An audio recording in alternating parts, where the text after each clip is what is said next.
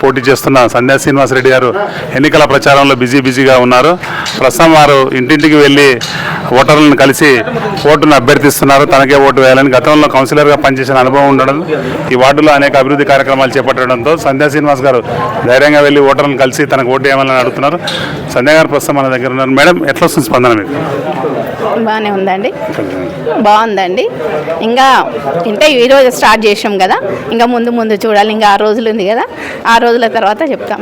మీరు చేసిన అభివృద్ధి పనులు మిమ్మల్ని గెలిపిస్తాయని అంటున్నారు, నిజమా? నిజమేనండి.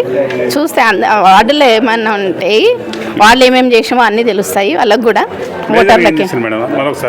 రోడ్లు అండి, మెయిన్ రోడ్లు, అండర్ గ్రౌండ్ డ్రైనేజీలు, ఐమాక్స్ లైట్లు, లైట్ స్తంభాలు, లైట్ ఎవరికి 24/7 అవర్స్ ఎవరికైనా అందుబాటులో ఉన్నాం. మేము కబ్రిస్తాన్కి మెయిన్ బోర్ వేయించాము, ఐమాక్స్ లైట్లు వేయించాం.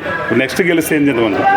ఇంకా అండర్ గ్రౌండ్ డ్రైనేజీలు ఉన్నాయి, రోడ్లు ఉన్నాయి, ఇంకా ఎర్రగుంటది తూముది ఉంది కదండి, ఆ వాటర్ స్టోరేజ్ వాటర్ నిలబడ ఉండాలని చెప్పి ట్రై చేస్తాం.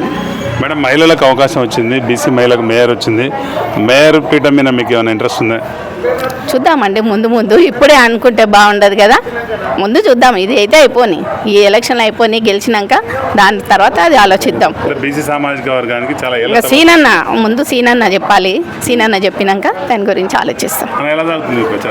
ఇప్పుడే స్టార్ట్ అయింది, బాగానే ఉంది, రెస్పాన్స్ కూడా బాగానే వస్తుంది పబ్లిక్ నుంచి. చూస్తాం, ముందర ఇంకా స్పీడప్ చేస్తాం. ప్రతి ఓటర్ దగ్గరికి వెళ్ళేసి వాళ్ళని ఖచ్చితంగా కలుస్తాం. మేము చేసిన పనులు, అభివృద్ధి పనులు, చేయాల్సిన పనులు అన్ని వాళ్ళకి తెలియజేసి వాళ్ళని ఓటు అభ్యర్థిస్తాం. మీకే ఓటు వేయాలంటే ఏం చెప్తారు? ఎందుకు వేయాలంటే? ఈ వార్డు అభివృద్ధి చెందాలంటే మాత్రం మనకే ఓటు వేయాలి. ఎందుకంటే ఉదయం లేస్తే 24 అవర్స్ అందుబాటులో ఉండే ఏకైక వ్యక్తిని నేనే అని అనుకుంటున్నా. కాబట్టి ఖచ్చితంగా ఓటు వేసే ముందర వీళ్ళు ఆలోచిస్తారు. ఓటర్లు తెలివైన ఓటర్లు కాబట్టే నన్ను ఎందుకున్నారు ఇంతకుముందు. వాళ్ళ అంచనాల తగ్గట్టుగా నేను రీచ్ అయ్యానని అనుకుంటున్నా.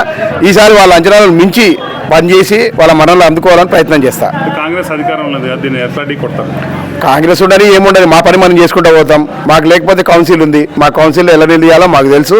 మా సీనన్న ఎలా ఎదుర్కోవాలో కూడా అన్ని నేర్పించిండు. కంపల్సరీగా ఎదుర్కొంటాం. ఎవరన్నా ఉన్నారు, కాంగ్రెస్ పీఠం మీద ఎవరున్నారని ముఖ్యం కాదు, మా వార్డు ప్రయోజనాలే మాకు ముఖ్యం. చివరిగా వార్డు ప్రజలకి మీరు ఇచ్చే మెసేజ్ ఏంటంటే, పనిచేసే వ్యక్తులను మాత్రమే గెలిపించండి.